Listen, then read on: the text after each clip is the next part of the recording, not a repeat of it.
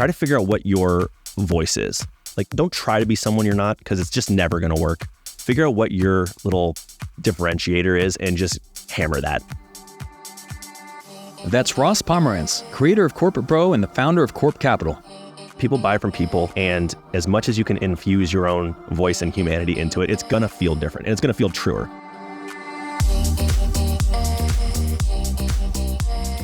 I'm Michael Mogill, founder and CEO of Crisp, the nation's #1 law firm growth company.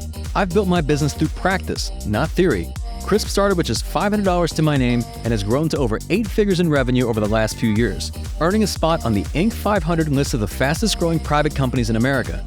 Our approach has been to take everything we've learned about generating massive growth within our own organization and help the country's most ambitious and committed law firm owners do the same for theirs. In each episode of this podcast, I sit down with innovative market leaders from the legal industry and beyond to learn from those who thrive in the face of adversity, challenge the status quo, and define what it means to be a true game changer. Today, we're revisiting one of our most popular episodes from the podcast where I sat down with Ross Pomerantz to discuss what really happens in the world of sales, the difference between content creators and influencers, and how to cultivate a large and engaged social media community. If you want to exist in a certain space, participate in that space. So those people will start to know who you are. And that's the easiest thing you can do early on, is just start engaging. You don't need to put out content, just be part of the combo. That's coming up on the Game Changing Attorney podcast.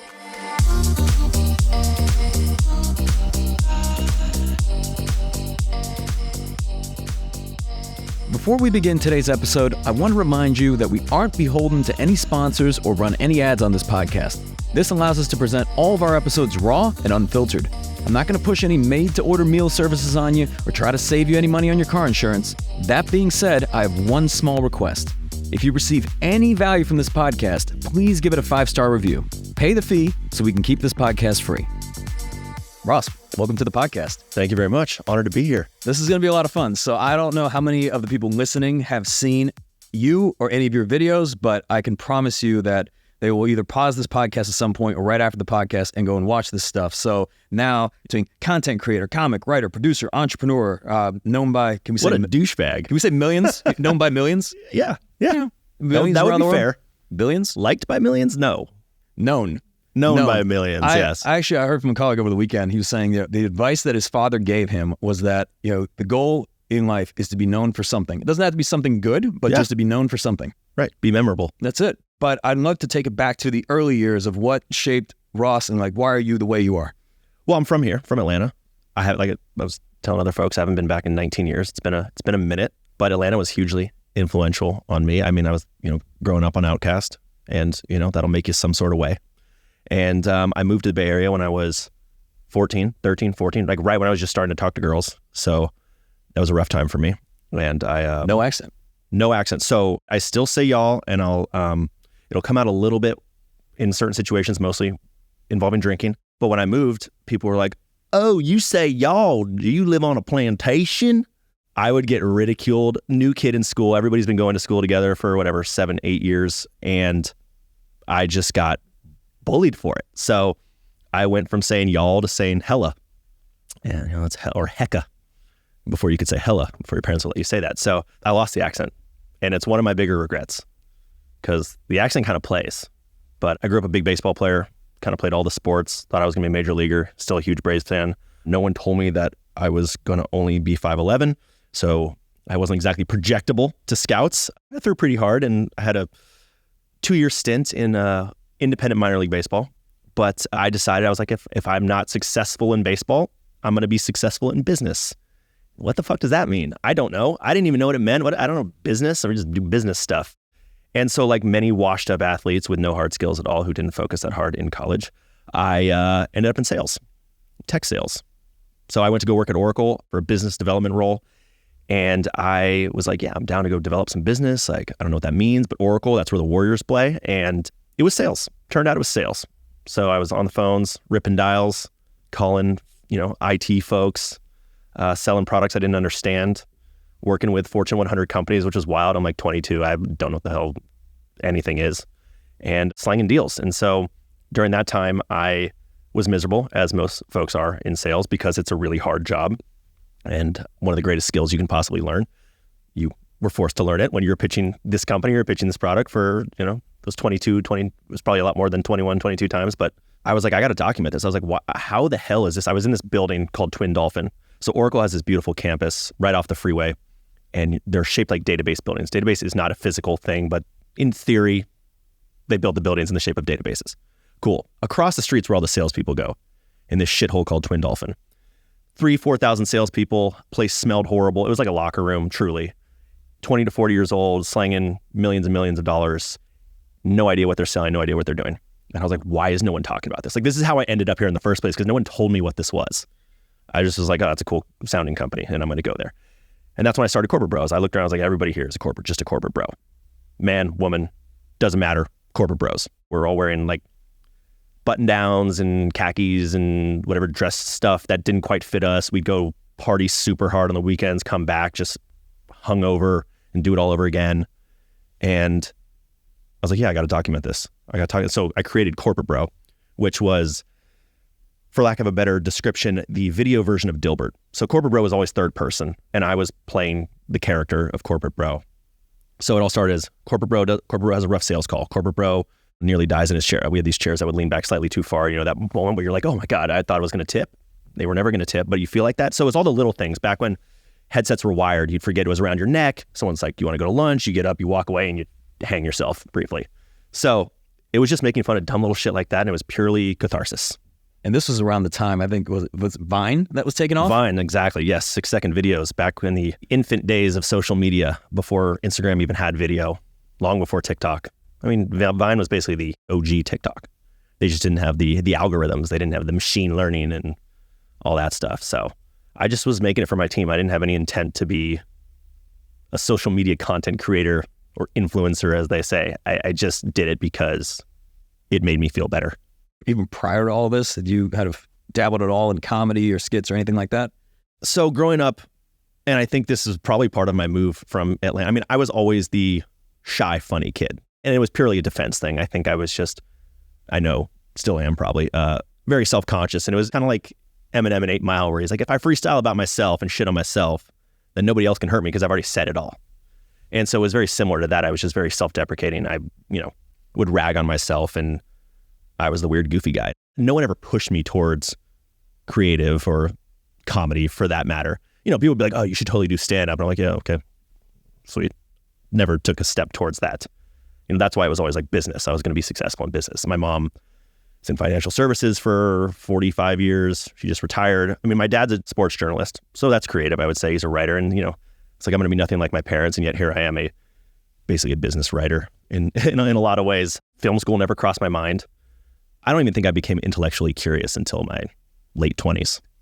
So when you were putting out the first videos, even on Vine, like, what was the response then? I imagine it didn't go viral immediately. I mean, just even internally amongst friends. And then, like, how long did it take until it hit this kind of like critical mass?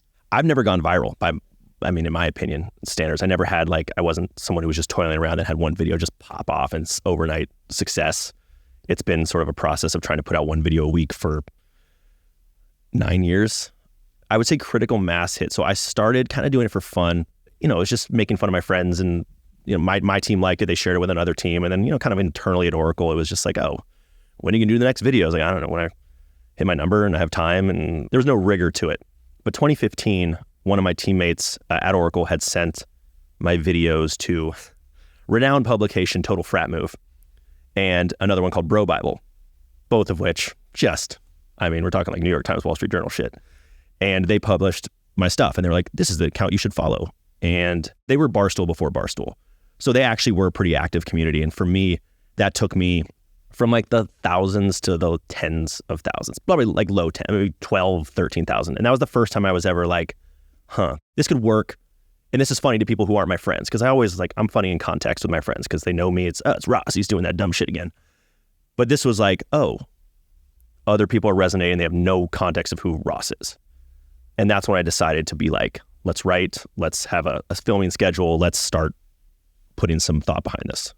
2015, I think that's when that happened. And when you were doing all the different videos and skits, was it just based off personal experiences that you had? Like, where did the ideas come from? Yeah. I mean, just shit that happens in the office. I mean, it was all the things. Like I said, the headset thing, I was choking myself 3 times a week accidentally. The chairs, same thing. Phone calls, you're getting just berated on phone calls. Anything at all. I mean, it was all I kind of kept a little journal, wrote notes on my phone, notes on Post-its, wherever shit would happen. And like to do what I do, and I think a lot of other content creators would say the same thing, your antenna just has to be on at all times.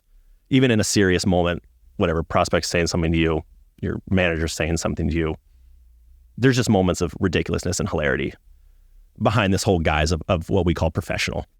For somebody listening who has not been in sales, I don't know how much they could relate to this, but it seems like sales is one of those things that it's kind of stranger than fiction. The experiences that you have, like even I watched some of the cold calls. Oh God. We're playing those back, like the actual cold calls. And you're like, yeah, a human being actually spoke to another human being that way. Yes. And then happened all day long. And like, these are actual things that are taking place in sales on a day-to-day basis. Yeah. I mean, you hear the word sales or salesperson, everyone's like, oh God, no. You have a visceral reaction. You feel defensive. And, I definitely thought that way. And there are bad salespeople. There are grimy salespeople. There are sleazy salespeople, just like there are shitty software engineers and there's shitty versions of everything. But salespeople, they're people facing. They get the bad rap. And I kind of learned, especially in tech sales, which is my background, there is oftentimes demonstrable ROI. Like you can have a business discussion. It doesn't become like, oh, you're trying to con me. Like you can have the numbers to back it up. You can like present a business case for something. And then so you're selling it in what I would consider more intelligent, less sleazy, like you're trying to play psychological games with someone to try and trick them into something. You actually would believe for a good reason and for real reasons that what you're doing can help someone's business. And God, my cognitive dissonance is strong, but I still believe that. And I felt like there is some honor in this. Sales is essentially the Marines of business. Okay, don't blow me up, everyone, for comparing it to military, pulling that, but they're the front lines, right? You send them in first, the waves, they're getting blown up, there's legs flying everywhere. Like without that, you're not going to get places. Without selling, without the salespeople, without you selling, your sales team selling, like this company doesn't really exist. Someone's got to sell something for something to happen. Kind of makes the world go round. Oldest, largest profession on earth. So I kind of got into this mission of, how do I put some respect on sales name? Well, I make fun of it and I just call out the bullshit. And that's sort of where I'm at this point. So I still believe sales is the most important skill you can have. Lawyers listening to this, that's all they're doing. Selling in court. I just want to kind of change and reframe the way people think about sales folks. Not to say some of them don't deserve the shitty reputation they get. I think to have any sort of longevity in sales, you have to, I don't think you can take yourself too seriously, right? I mean, you got to have some fun with it. I know the acronym that you coined, sadness. Sadness. So for those listening, if you could sadness. To that. So most people have heard of ABC, always be closing. So sadness stands for sales are dope, never ever stop selling. And that's just because sales can be dope. When you're closing business, you're king, queen of the world. And then when it sucks, it really sucks. I mean, it sucks a lot. You lose all the time, but those wins are just the best. I don't know of an equivalent in business outside of like closing a deal and what that feels like. You can equate it to sports, like hitting a home run, running around the bases while everyone watches you. The whole game stops because you. So sadness just kind of became my mantra, and a bunch of people picked up on it. It's weirdly a thing now. I have these moments, especially content creation is very lonely most of the time. I don't live in LA, I live in San Francisco, and I'm not rubbing shoulders with influencers. And I frankly, I hate that entire culture. But you have these moments where you're like, I'm done. Like I got nothing. I got no more ideas. I'm not funny anymore.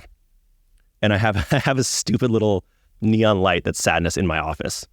And I'll just like sit there and I'll sometimes look at it like, that means something to people. They're not sitting there at home like, God, I'm so thankful for sadness. But like, they hear that acronym, they know that acronym, and they understand that acronym. Like, it's weird to me that that's the case. But that gives me a little perspective at times. It's so dumb, it's so lame. But for me, I'm like, I've done something. Because there's so many times you want to quit. Yep. You're just like over it. You lay face down on the ground. You're just like, this fucking sucks. And you can tell, I mean, the content obviously resonates with people. I mean, you look in the comments, people are sharing it, they love it. Has there been people who receive the content or they see it and they don't understand that it's satire or that it's all the time comedy? All the time. And frankly, majority of it's because of the word bro. Like when I started this, bro was a word everybody used, and it didn't have quite the negative, connotations that it does now. Both Brotopia came out, talking about Silicon Valley bro culture, all of those things. And I get a lot of visceral reactions to just the name, just the handle name, corporate bro. Like, fuck that guy.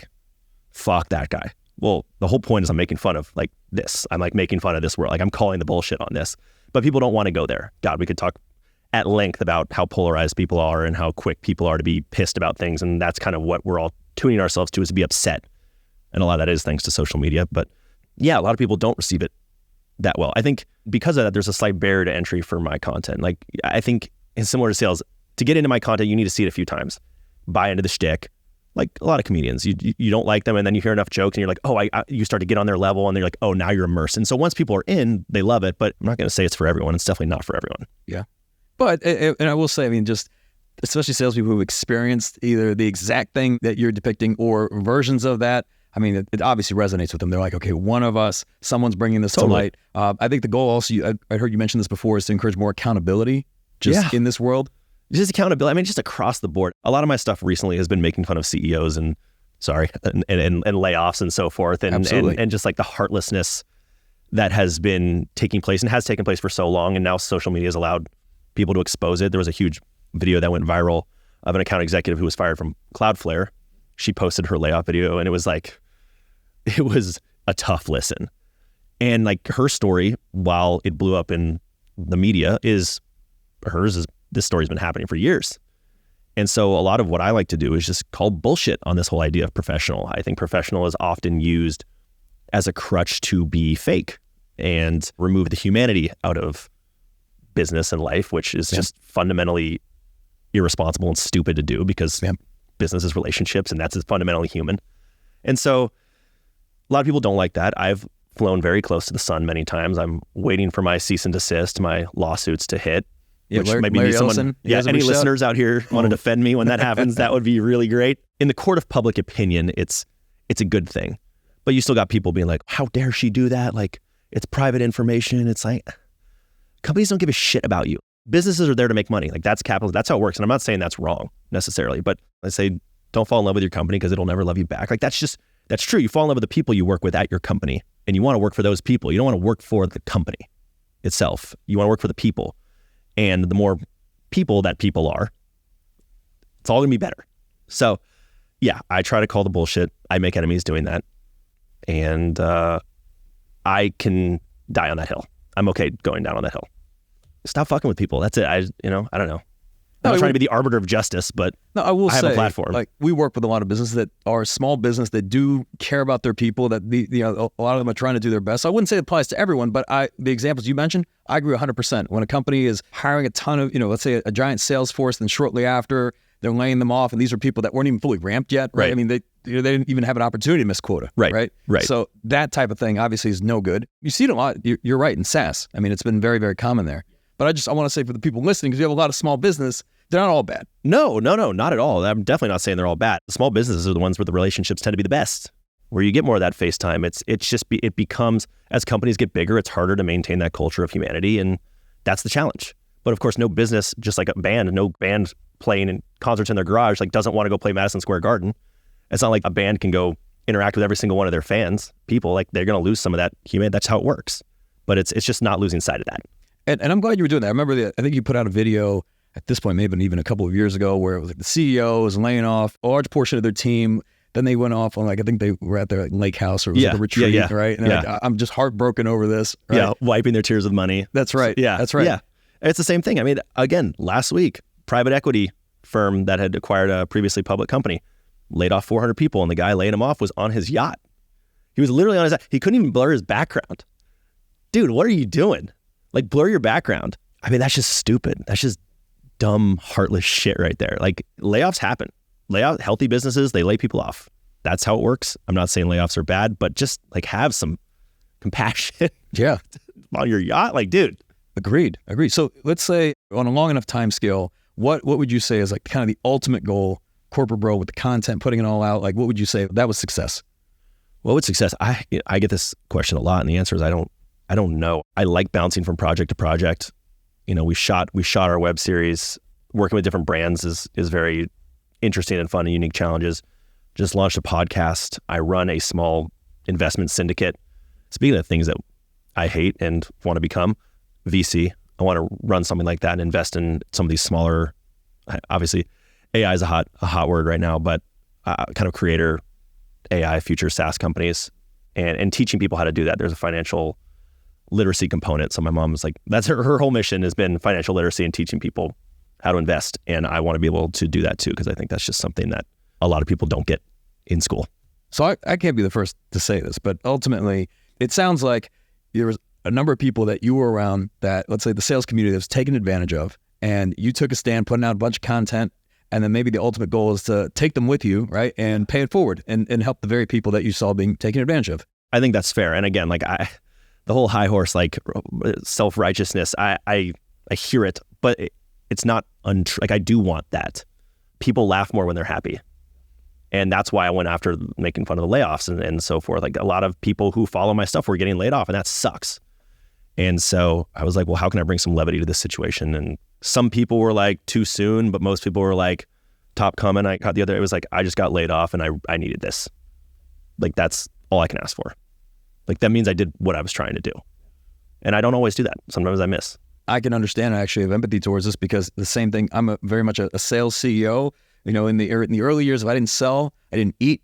I mean, sales is such an integral part of a company. And I think a lot of people from the outside don't experience what a salesperson experiences, like being hung up on 100 times, right? Yep. Just the day-to-day grind of that. And so much of it is mental, just the fact that your win percentage is going to be so much lower than the amount of losses that you take. Right. And then to be able to endure that continuously over time, and just whether you're a BDR or an account executive or just beyond, it's grueling work. So the other thing I was going to ask you about is, you pick an enemy. And I'm curious, marketing seems to come up all the time as being the enemy of sales. Yes. Yeah. I mean, marketing is, it's like what those who can't do teach, and those who can't sell go into marketing. It's funny because obviously I'm a marketer.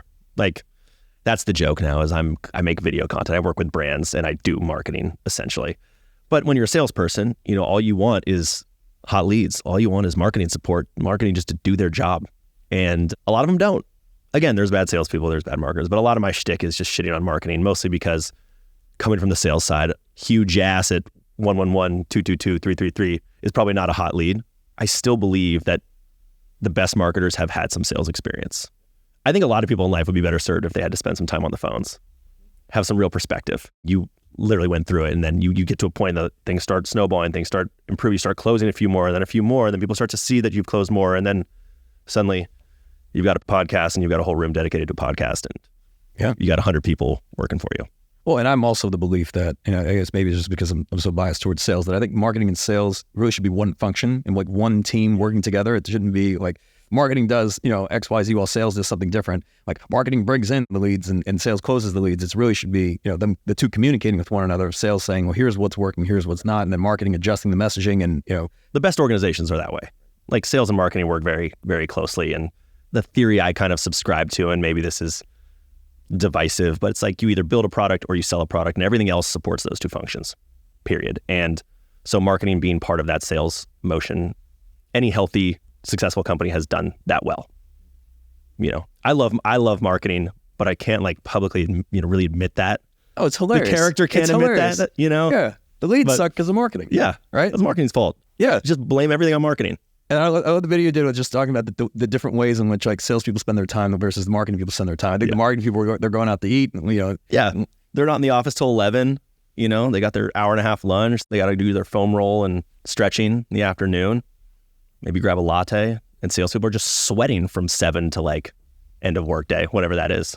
You got to grind. The salesperson's job is just never done. I mean, it's so hard. Like imagine if your professional life hinged on a number. And if you don't hit that number, you're gone.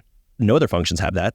They have them in theory. Marketing will say, we want to grow this. We want to have this much engagement on that. But nobody's like, CEO's not really like, yeah, you guys didn't get enough downloads on that ebook, so you're gone. No, it's not like that. I mean, sales is literally revenue. So you miss those things. There's honor in that. And there's also horrible, horrible stress that comes with that. And guess what? You hit your number, then the next quarter comes. You're back at 0 and you do it again. And you do it again. And then the year happens. You either hit your number that year, you didn't, and it starts again. So it never ends. And it feels that way a lot in content too. It's like you make a video, it does well or it doesn't. It does well, you're king of the world. It does terrible, you're not funny anymore, you should quit. You do it again next week, and the week after that, and the week and it's like, you ask the question, what's the end game? I don't know yet. The world will have a lot of different options, and you just gotta kind of pick the doors that present themselves to you. But just any other function dealing with their job quantified like that, I think there's something to be said for why salespeople are the way they are. What would you say, just in terms of evaluating salespeople, what separates like the great ones from, good mediocre versus the ones that just aren't successful? Yeah, I think the best salespeople You don't know if it's the best quarter of their life or the worst quarter of their life. They're just like very even. They're very consistent. They're also very process oriented. And I think that's for a lot of people in life. Being a baseball guy, I always think about it like this. You want to win every pitch. Your pitcher, you want to win on every single pitch, but you also can't get hung up on every single pitch. But if you throw your best pitch every single time, you can start looking at it over a week, a month, a season, a career. And if you've done that, you're more likely going to succeed. You know, you get hung up when you lost a deal, you make an error in the field, and it eats you, it hurts everything else that you do subsequently. So the best salespeople are just honing that process, working on that process. Everything is part of that process, but they're not stuck. They're very focused on doing the little things right, but they're not stuck on those.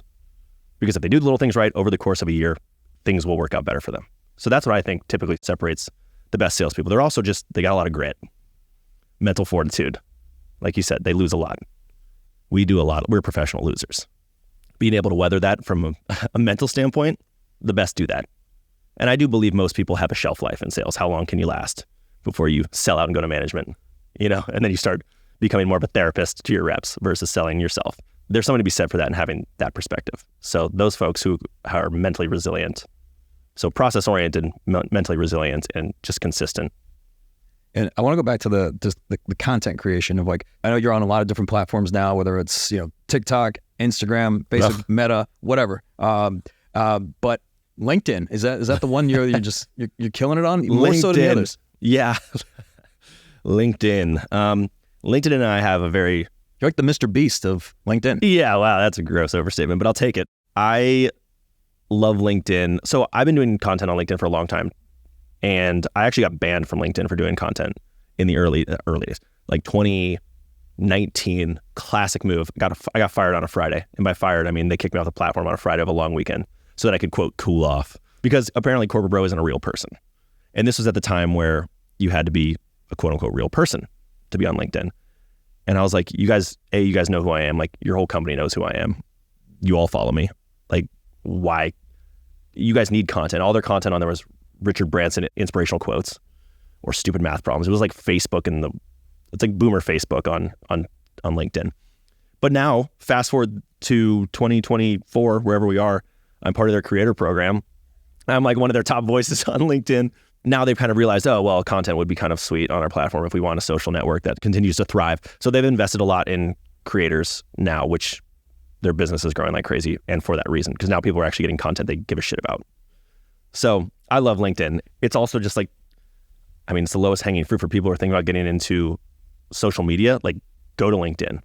I mean, especially in business, right? Like, that's where people are thinking, like, with their business mind. You have a good personal brand on there, or even a good business brand, right?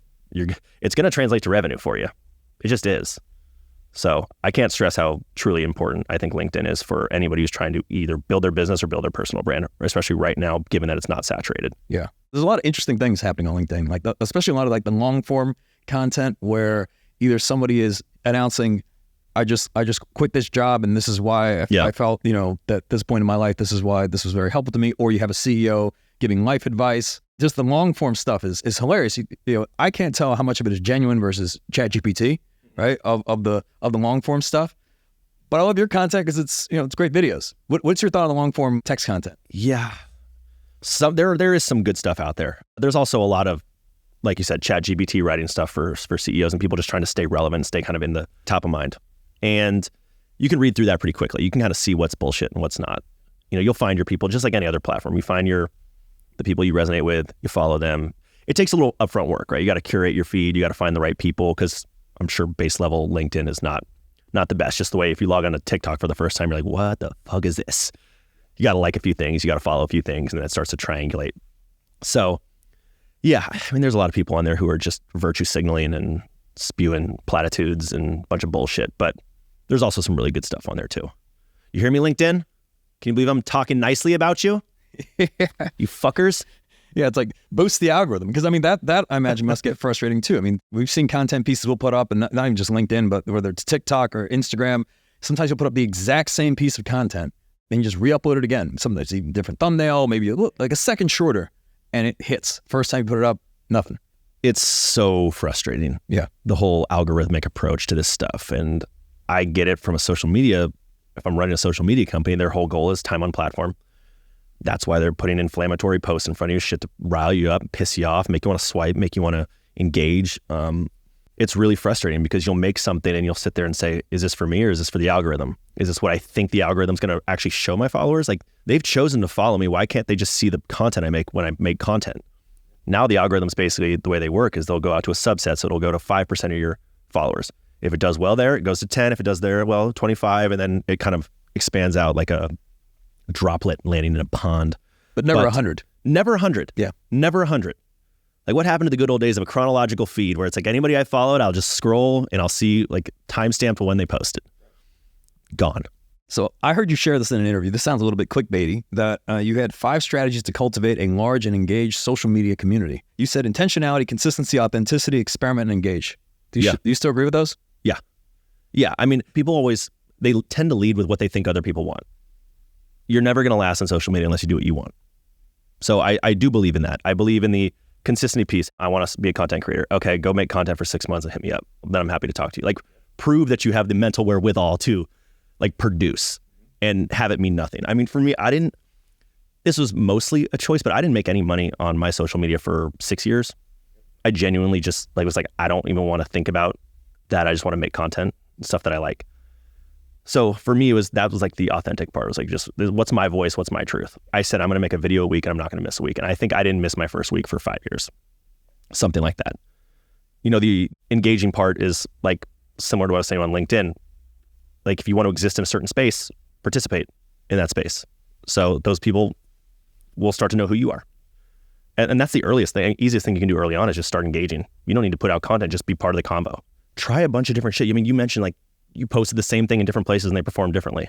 Unfortunately, it feels like there's no rhyme or reason to certain things. So try the text post, try the short video post, try the informative, try the comedic, and then you'll start to figure out what works for you. It's like with anything. Experiment a little bit, you'll start to pick up on some trends and kind of go from there. And at the same time, knowing an algorithm can sometimes be completely random. And if you could share, just because I want people to have an appreciation, because I think it's obviously well-deserved for what goes into the videos that you put out. You don't just hold your phone up and start talking. I mean, if you could explain what the process looks like to put these out. Admittedly, you don't have to do this to be successful. In fact, TikTok has done a really good job, much to my chagrin, of really reducing the barrier to entry on content. But for me, I tend to live more in the sketch comedy place. So I like to have a full skit. I like to have a scene. And I'll do other ones where it's just a bunch of one-liners in different places. But it always started for me with Corporate Bro was third person, as I mentioned. So it always starts with like a tagline. Corporate Bro, and I'll just use this example because it makes a lot of sense. Corporate Bro finds a lucky penny. Okay, so we're gonna build a scene around Corporate Bro finding a lucky penny. So now we go to what's our comedic game? The game could be escalation or a parody. You've heard of like laws of threes. And so what I'll take in this example is I'll say, okay, let's pretend the penny is super unlucky, actually. He finds a lucky penny, he's like, oh, it's gonna be a good day. Now we'll do 3 examples of him having a really shitty day, but we'll escalate each one getting worse and worse and worse. And then we'll bookend it with like he launches the penny into the ocean and throws out his arm. Like one last like really bad day sort of thing. And so that's kind of how I'll build it. I'll do the tagline, I'll do the funny, and then I'll write a script. I'll go into an office and film it, usually on a night or a weekend, because I don't exactly have an office I get to go into, and then I'll edit it. And so I would say, so like what's the total time? Probably about, some are as fast as 2 hours. Most are closer to like 6 to 8 hours, start to finish. And you'll get there and you'll like have some other lines. You're like, oh, maybe I should do this or I'll try that, and you'll film us some extra stuff. But oftentimes the best videos just happen in moments of inspiration. You're just like, oh shit, this is an idea we gotta just shoot. Like, let's just go shoot it, and you can rip it out in a couple hours. And sometimes those are the best because it's a slog. Have you had like videos where you felt this thing is awesome, it's gonna hit, you put it online, so many doesn't times resonate, but then conversely, you have another video, you're like, it's okay, and it just pops off? Yeah. Oh yeah. And I'm like, my barometer of funny is just gone. You start to doubt yourself. But yes, I've had that happen on both sides. But then there's times where it's like, I know this isn't going to do that well, but this is for me. This is what I think is funny. And if people were on my deepest level of sick, twisted comedy, they'll appreciate this. But most people I just know won't. And I'll post those. And I can be confident in those. But I mean, it hurts to be like, oh, this is a banger. And then you post it and it is shitty. It does real shitty. And you're just like, I don't know. I got nothing. So what advice would you give to, just say, I know you don't like the term influencer, but just say aspiring content creators? I mean, we have a lot of firms that listen to this podcast that are putting out content on social that's not just, I'll fight for you, but it's just, here's what we're all about. Here's some FAQs. What do you do if you get pulled over, you have a DUI? Like just informational, but just what advice would you give just content creators in general? The same 5 from before, from like the LinkedIn stuff, the authentic, the engaging, consistent experimentation, all of that stuff. But I think it's try to figure out what your voice is. Don't try to be someone you're not, because it's just never going to work. Figure out what your little differentiator is and just hammer that.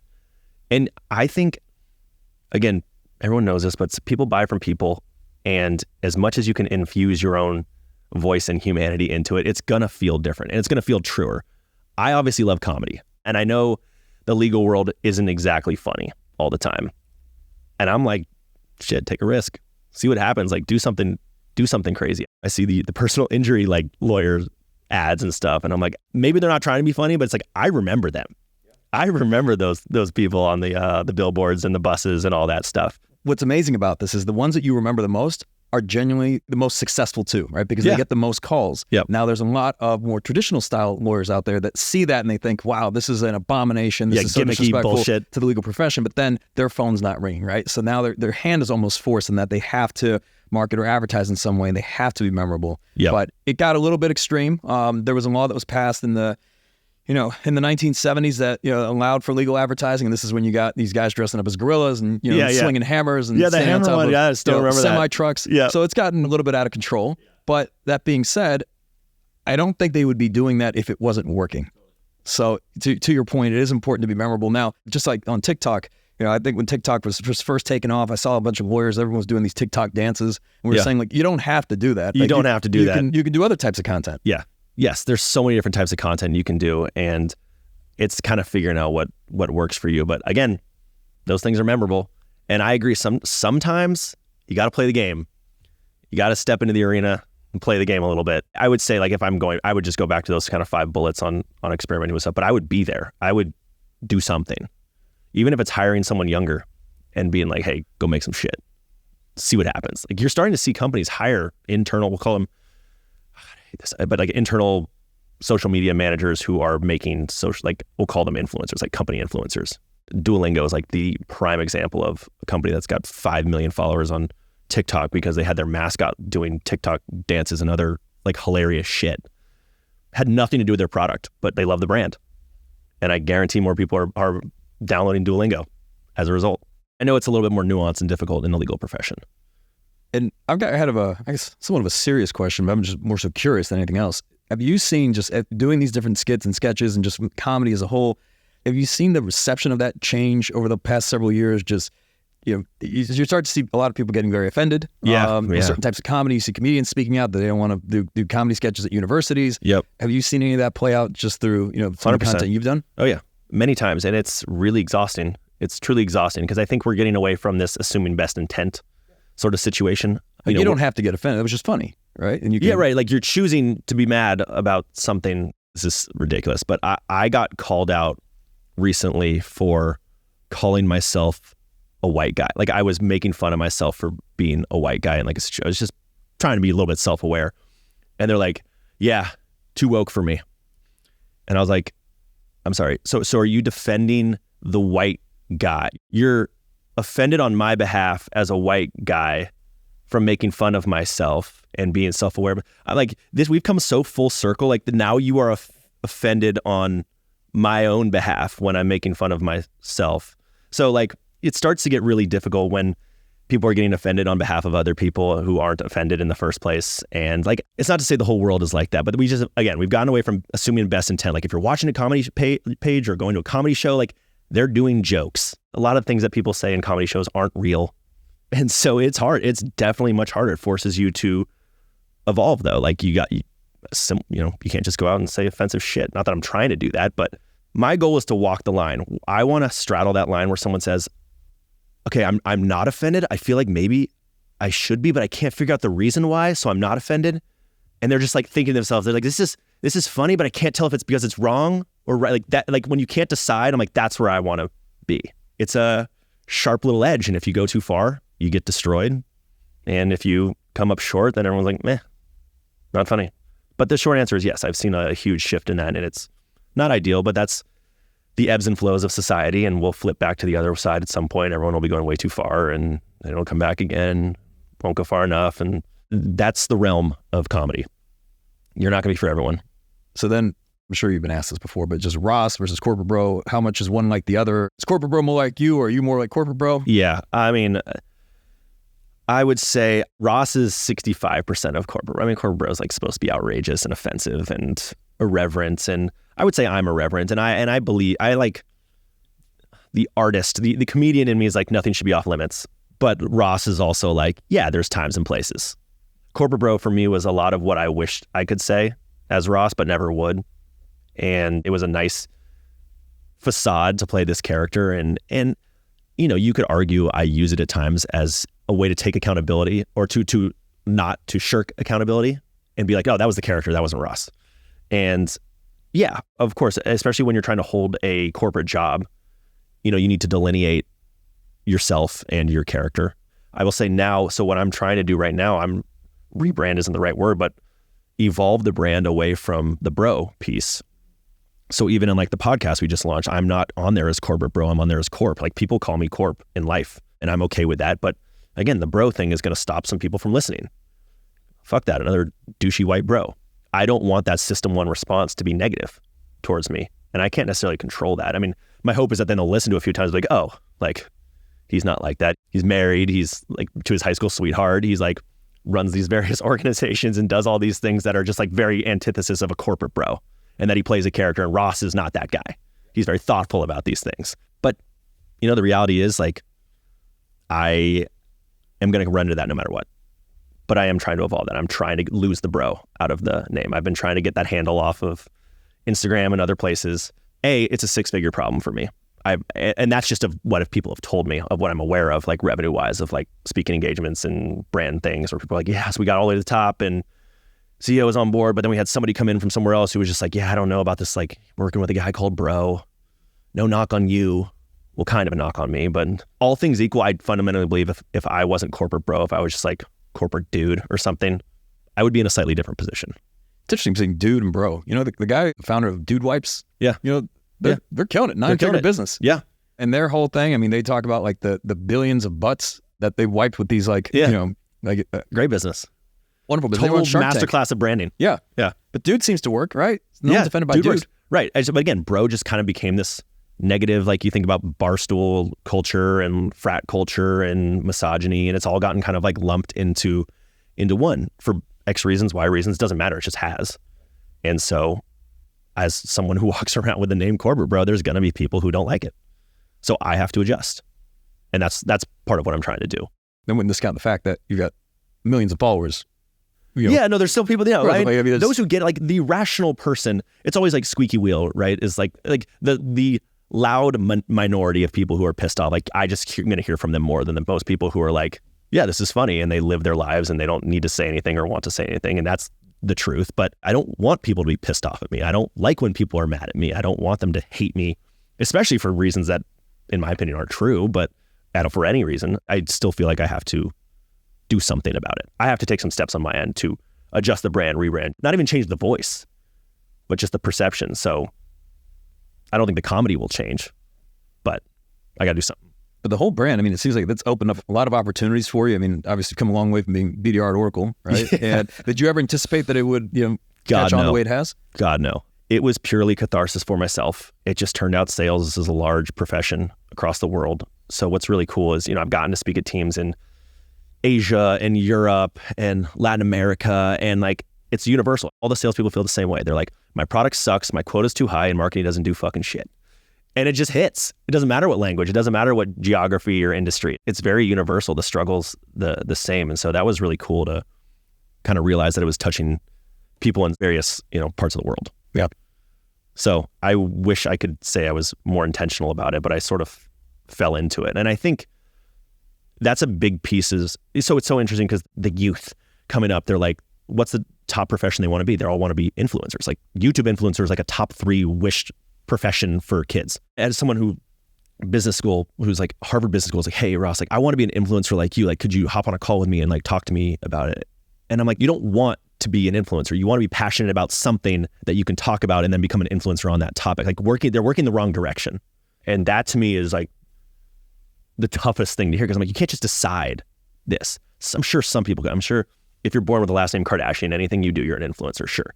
But most people, for me, it was like, I like making comedy and I like making videos. And I didn't start because I wanted it to be a big thing. I just did it because I genuinely loved it. I would wake up on weekends and go do it. I didn't give a fuck like if people were watching. I knew my friends would watch and think it was funny. I couldn't wait to show my friends like my stupid little video.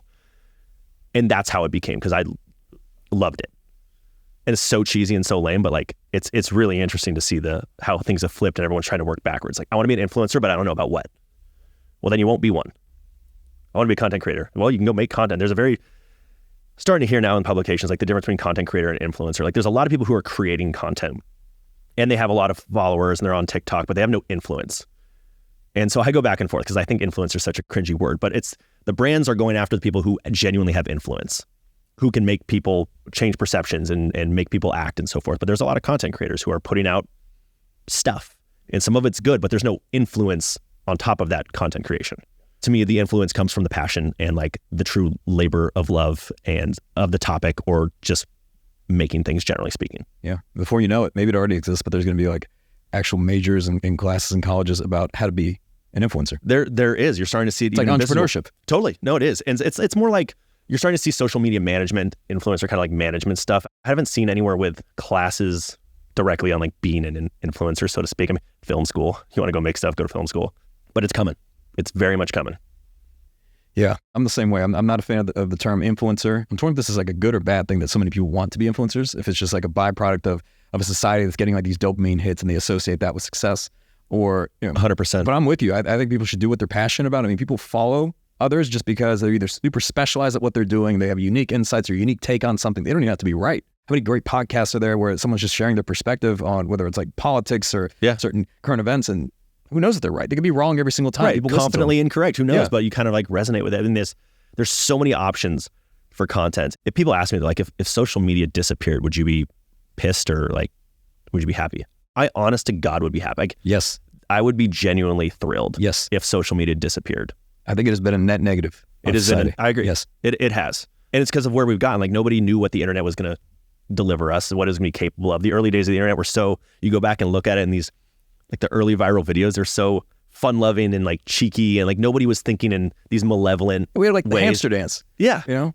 E-bombs world. And like, I don't know, now we've just seen what the power can do when people start to try and use it in malicious ways. And then you throw AI on top of content right now and deep fakes. And I sit here and sometimes I'm worried. I'm like, God, there's 500 videos of me on the internet. Someone could spoof my voice and call my parents. Like you're seeing that with scammers now. You're seeing deep fakes of Tom Hanks and endorsing a brand that's not him. And so I wonder what the like limits are. Where are we going from here? Because I'm a little bit concerned. People are like, well, then why don't you quit? Well, A, it's my job, and I like to believe the content I'm doing isn't malicious. Like it's not trying to be malicious. There's a lot of people who are making good content with good intent and like are giving joy to the world. But again, these algorithms, like they're pushing divisive stuff. They're pushing us to opposite ends of a spectrum, and that sucks. So gun in my head, get rid of social media altogether. I say this without knowing what else I would be doing, but if I didn't do what I did right now, I probably wouldn't have social media. I'd probably have a LinkedIn, but I probably wouldn't have any other. I wouldn't have Instagram. I wouldn't have TikTok. Certainly wouldn't have Facebook. I just wouldn't. Unless, of course, I'm a small business owner and I'm trying to build a business, then I would. I probably would. But if you're asking Ross, the human, isolated, probably wouldn't have it. Yeah, I mean, it's kind of like it's almost like the analogy of like, yes, I'm on social media, but I don't want my kids to be. Yeah. Like what age do you let them on social media? Never. No, yeah, never. Yeah. It's like when do you get a cell phone? Yeah. Block all the apps on it. I don't know. It's wild. I can't even imagine raising like a kid right now. And I probably will at some point in the not too distant future. So I haven't even gotten there yet. You know, I can barely raise a succulent. So, you know, my succulents all die. A kid? You kidding me? No chance. So then what's a day in the life look like today? A day in the life. It's always different. What I love about what I do is I can do whatever I want, whenever I want. The downside is I'm like a one-man business, and if I don't do something, I don't get something. So a day in life can be a lot of different things. It's a lot of writing, a lot of emails, a lot of like talking to brands, just like anybody else. I still have to do a lot of Zoom calls. all the classic corporate bullshit, even as a one-man startup, so to speak. I'll be listening to founders who are pitching us on us investing in their companies, whatever those may be. I read a lot. I have to be up on current events. I have to be up on the tech trends and all of these things and try to hence be relevant with the news cycle and all of those things. So a lot of reading, a lot of writing, a lot of like calls, emails, normal bullshit. And then I'll film a couple days a week. I'll film, editing. There's so much writing and just sitting there like trying to think of ideas and hating yourself. Like I said, the best ideas happen really quickly and you can be in these inspired modes, and inspiration will hit at the worst times.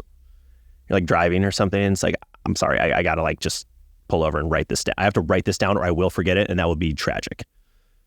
But the reality is you also have to sit there like authors do and just crunch out pages. Most of it's going to be garbage, but that's just part of the reps. So it's a lot of that. This is the season where I do a lot of speaking. So flying around to sales kickoffs and conferences and so forth, and doing brand workshops or humor and leadership workshops and things like that.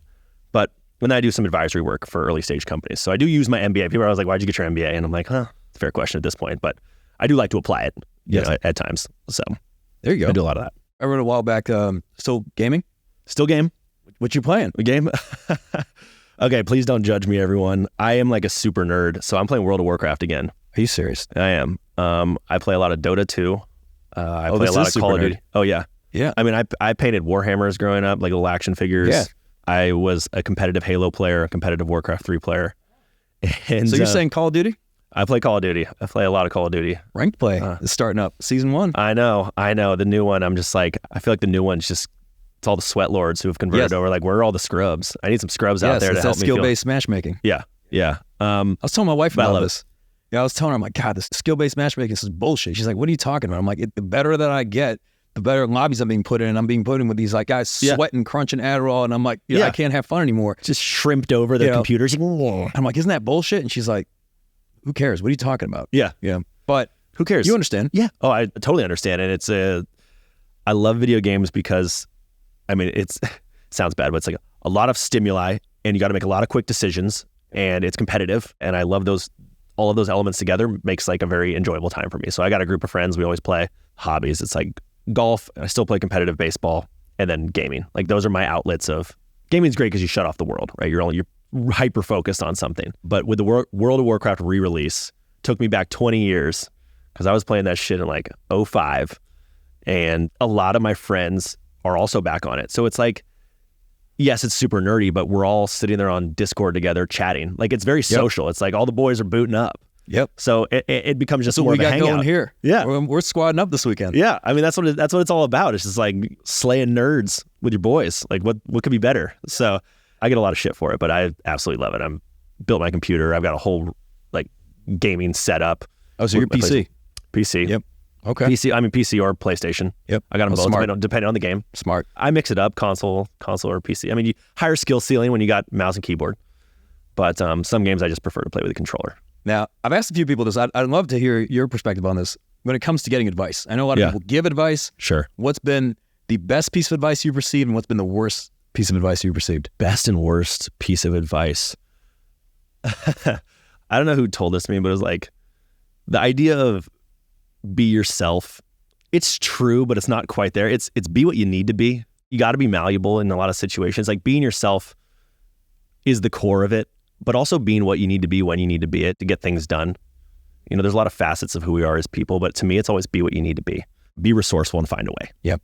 Like get shit done. There's a lot of room for excuses out there, but it's like, it all comes down to do what you got to do. Obviously within the realm of like being a decent human being. Right.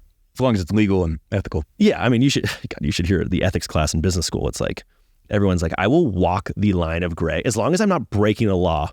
If I'm pushing it as debatable, I'll probably do it. And I'm like, oh man, this is why we need laws. Thank you, lawyers. It's like tax savings is not tax avoidance, right? Right. Exactly. It's all of that stuff. So that's probably the best advice is like, be what you need to be. So adapt, evolve. And then like what's the worst advice I've gotten? I think the worst advice, and it's like not that direct, but it's this whole mentality of rise and grind. Like that it's got to be all grind all the time. And I'm definitely guilty of, I work 7 days a week, like not a hero, but I can also play golf on a Tuesday. Like you need to take more space and like realize that it's almost like similar to bodybuilders. It's like a big part of their regimen is rest, you know? So similar with work for me, like if I don't take some time to do something else and my whole identity is tied up in work, then I suffer.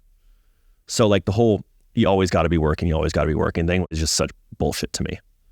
And it took me a little while to figure that out. And I got very, very burnt out and the ideas stopped happening. I stopped being happy. And the rise and grind set is probably the worst thing that people push.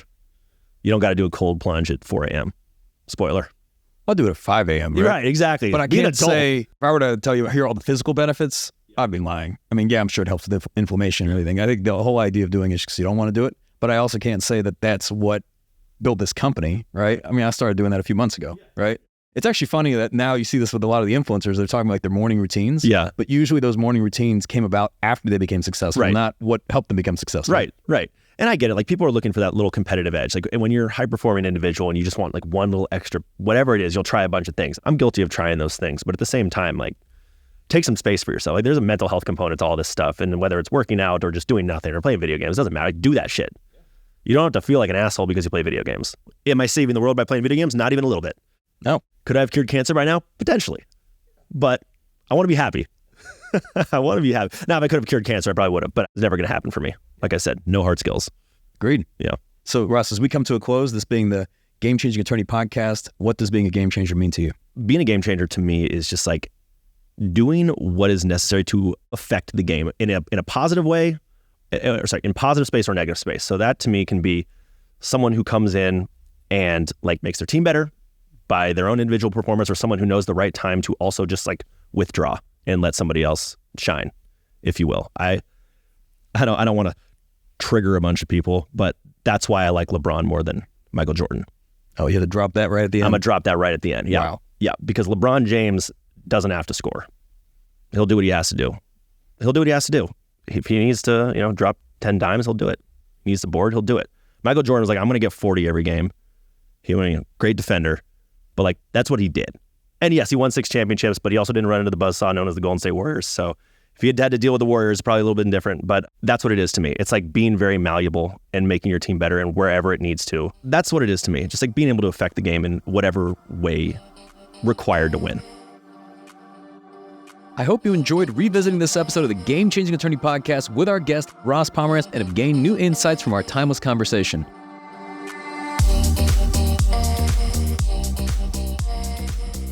If you found this episode valuable, here are 3 free ways that I can help you grow your law firm. Number 1, download the first chapter of my book absolutely free at GameChangingAttorney.com. Number 2, you can shoot me a text at 404-531-7691 and I'll answer any question that you've got for me. And finally, number 3, if you can leave this podcast a 5-star review, it'll help us gain access to more influential thought leaders and bring their lessons learned here to you. For more information on our interview with Ross, see the show notes for this episode in your podcast app or visit legalpodcast.com.